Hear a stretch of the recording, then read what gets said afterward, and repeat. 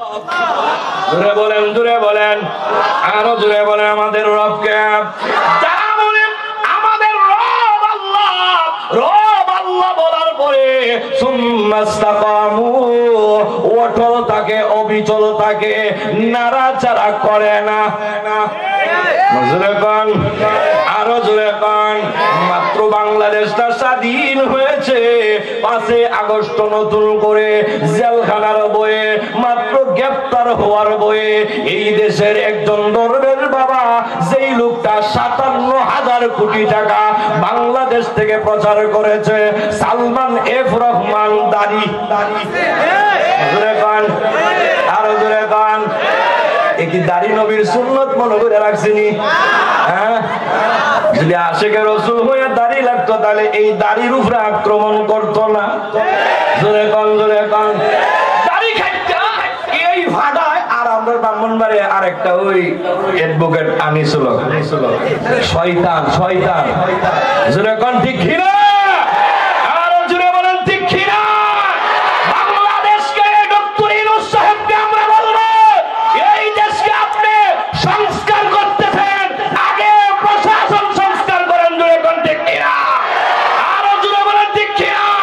আলেমদেরকে হ্যান্ডক্যাপ লাগায় জেলের ভিতরে ঢুকানো হয়, আর এই শয়তান কুড়িদেরকে হ্যান্ডক্যাপ ছাড়া রাজদরে মেয়েদেরকে জামাই আদর করা হচ্ছে। জোরে কোন ঠিক কি না? এই জন্য আমরা বলবো, ইয়ে হলো শেখ হাসিনার দালাল, প্রশাসনের মধ্যে 95% রয়েছে। জোরে কোন ঠিক কি না? আগে প্রশাসন সংস্কার করার দরকার, ঠিক কিনা? জোরে বলেন। হাসিনার দালাল প্রশাসন এখনো বৈশা রয়েছে। জোরে বলেন ঠিক কিনা? আমাদেরকে হ্যান্ডকাপ লাগায়া, এর মানে হেলমেট লাগায়া কত দিন সাল্লু আলাইহি ওয়া আলিহি লা ইলাহা ইল্লাল্লাহ, লা ইলাহা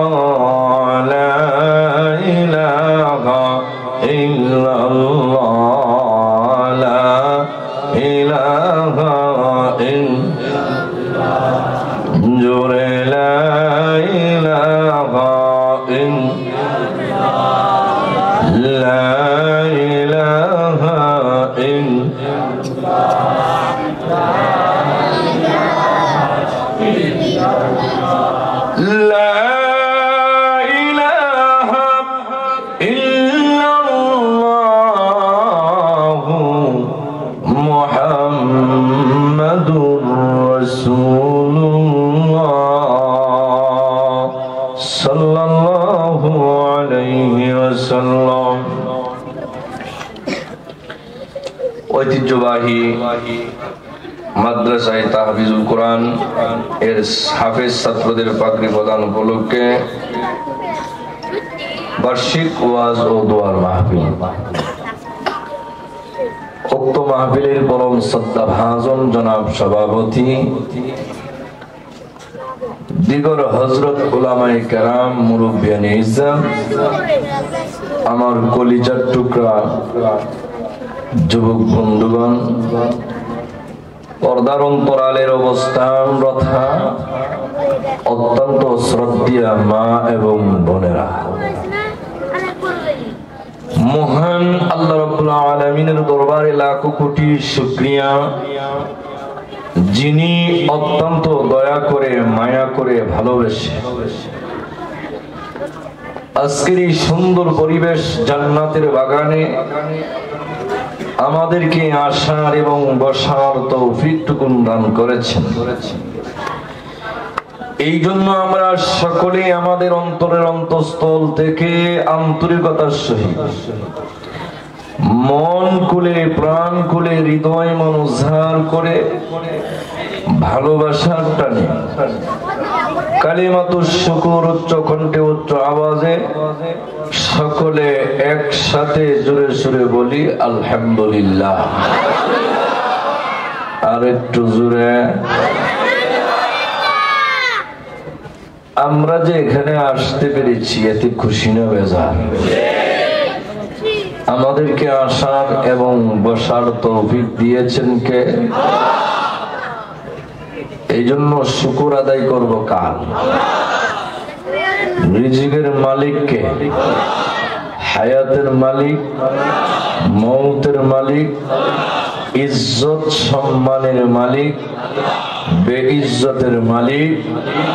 এই জন্য শুকর আদায় করব কার? এই জমিন কার? হুকুম চলবে কার? আল্লাহ আমাদেরকে মায়া করে, মহব্বত করে, ভালোবেসে এই সুন্দর পরিবেশে আসার সুযোগ দিয়েছেন। এই জন্য আমরা বেশি বেশি করে শুকর আদায় করবো। এই জন্য আবারও বলি আলহামদুলিল্লাহ। আল্লাহ আমাদেরকে যেই পরিমাণ নিয়ামত দিয়েছেন, নিয়ামতের শুকর আদায় করে শেষ করা যাবে না, ঠিক কিনা? এত পরিমাণ নিয়ামত আল্লাহ আমাদেরকে দিয়েছেন, গণনা করেও শেষ করা যাবে না, ঠিক না বেটি? আরো জোরে বলেন। আমরা আল্লাহর কোন নিয়ামতটা অস্বীকার করব বলেন তো?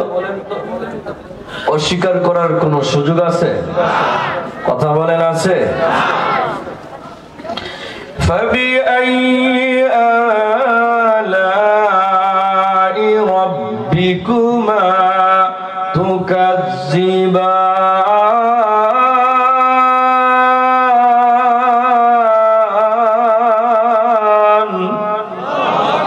আল্লাহ বলেন, আমার কোন নিয়ামতটা তোমরা অস্বীকার করো? অস্বীকার করার সুযোগ আছে? জোরে বলেন। এই পরিমাণ নিয়ামত আল্লাহ দিয়েছেন, গণনা করেও শেষ করা যাবে না, ঠিক কিনা? জোরে وَإِن تَعُدُّوا نِعْمَةَ اللَّهِ لَا تُحْصُوهَا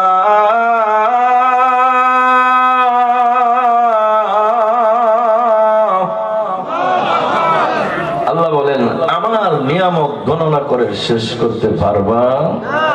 জোরে কোন, আরো জোরে। এই জন্য নিয়ামতের শুকর আদায় করতে হবে। জোরে বলেন, ঠিক হবে? কি পরিমাণ নিয়ামত আল্লাহ দিয়েছেন, এই একটা নিয়ামতের শুকর আদায় করলে আমরা আমাদের হায়াত যতদিন ততদিন যদি আমরা আল্লাহর কুদরতি কদমে সেজদাই করে কাটাই, শেষ হবে জোরে বলেন, আরো জোরে। আলাম নাজআল লাহু আইনাইন।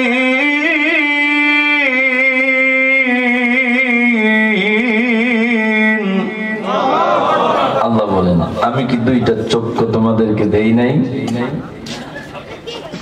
এই দুইটা চোখ দিয়েছেন কে? জোরে বলেন। যার চোখ নাই সে বুঝে চোখের ব্যথা, ঠিক কিনা? জোরে বলে, আরো জোরে বলেন। যার চক্ষু নাই সে যদি সারা জনমের সব অর্থ করে ব্যয় করে আল্লাহর দেওয়া দুইটা চোখ মিলানো সম্ভব?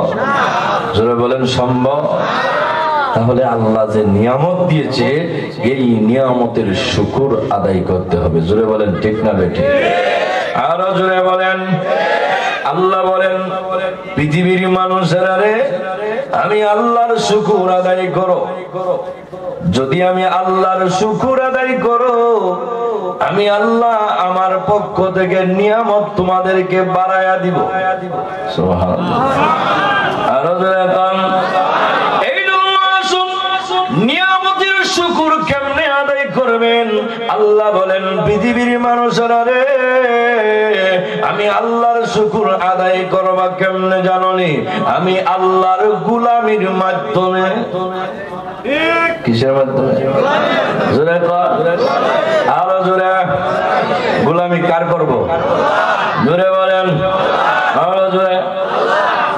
ওয়ামা খালাকুতুল জিন্না ওয়াল ইনসা ইল্লা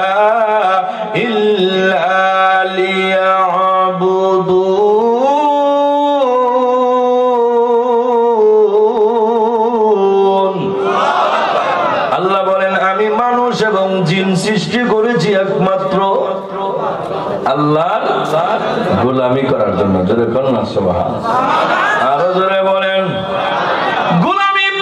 আল্লাহর গোলামি কেমনে করবেন? গোলামির সংক্ষিপ্ত ব্যাখ্যা হলো আল্লাহ বলেন পৃথিবীর মানুষেরা রে আমি আল্লাহ যা বলেছি করার জন্য তা করার নাম হলো গোলামি। আমি আল্লাহ যা নিষেধ করেছি তা বর্জন করার নাম হলো গোলামি। আরো জোরে সুদ খাওয়া কথা বলেন। আরো জোরে কোন সুদ খাওয়া গোলামি না নাফরমানি? জোরে বলেন। আল্লাহ নিষেধ করেছেন এটা না খাওয়া গোলামি, ঠিক কিনা? আরো জোরে বলেন না। ঘুষ খাওয়া হারাম, আল্লাহ নিষেধ করছে এটা মানা গোলামি। জোরে বলেন ঠিক না? আরো জোরে বলেন নামাজ পড়া কথা কয় না। সামনে রমজান মাস রোজা রাখার নাম, জোরে বলেন রোজা রাখার নাম গোলামি, কিন্তু আবার রোজা না রাখার নাম গোলামি। আল্লাহ রোজা না রাখতে নিষেধ করেছেন, তখন রোজা না রাখার নাম গোলামি। আসেনি না? জোরে কয় না। আরো জোরে কন ঈদের দিন, দুইটা ঈদের দিন রোজা রাখা যাবে? কথা বলেন আরো জোরে। আইয়ামে তাশরিকের 3 দিন রোজা রাখা যাবে না? এখন কেউ যদি বলে আমি ফিসাব, আমি ঈদের দিন রোজা রাখেন, কি মনে করেন ফির প্রমাণিত হবে? হ্যাঁ, ঈদের দিন রোজা রাখতে আল্লাহর পক্ষ থেকে নিষেধ। এখন যদি কেউ বলে যে আমি ফিসাব, আমি বুজুর্গ, আমি ঈদের দিন রোজা রাখবো, তাহলে এটা কি গোলামি হইল? জোরে বলেন। এই জন্য রোজা রাখার নাম গোলামি, আল্লাহ নিষেধ করেছেন রোজা না রাখার নাম গোলামি। জোরে বলেন। নামাজ পড়া গোলামি, নামাজ না পড়াও গোলামি। কখন? যখন আল্লাহ নিষেধ করেছেন তখন নামাজ না পড়ার নাম গোলামি। আরো জোরে বলে। গোলামির সংক্ষিপ্ত ব্যাখ্যা হলো আল্লাহ যা করতে বলেছেন তা করা, যা নিষেধ করেছেন তা বর্জন করার নাম হলো গোলামি। বুঝাইতে পারছি তো? এখন আমরা গোলামি করবো কার? জোরে বলেন কার? আল্লাহ। আল্লাহ বলেন আমার গোলামি যদি করো আমি আল্লাহ তোমাদের জন্য আমার তৈরি জান্নাত নির্ধারণ করেছি। জোরে কোন সুবহানাল্লাহ। আরো জোরে বলেন না সুবহানাল্লাহ। যাই হোক আমার প্রাণের ভাইয়েরা, এদিক সেদিক কথা বলে সময় নষ্ট করার সময় আমাদের হাতে নাই। যেহেতু আমার পরেই আপনাদের আজকের মাহফিলের যিনি খতিবে বাংলাদেশের একজন উল্লেখযোগ্য আলেমে দ্বীন, উনি আমাদের ব্রাহ্মণবাড়িয়ার গর্ব এবং সারা বাংলাদেশের গর্ব, উনি আসলেই কিন্তু আমার আলোচনা শেষ। জুড়ে বলেন ঠিক না বেঠিক? আবার এর আগেও শেষ হইতে পারে, কারণ আমি 101 ঘন্টার উপর বয়ান করতে পারবো না। আমার প্রাণের ভাইরা শুন, আমি আল্লাহ তাআলা কোরআনুল কারীমের সূরাতুত তাওবার 111 নম্বর আয়াতে কারিমা আপনাদের সামনে তেলাওয়াত করেছি। আয়াতটাকে সামনে রেখে কিছু কথা বলার চেষ্টা করব। আল্লাহ যেন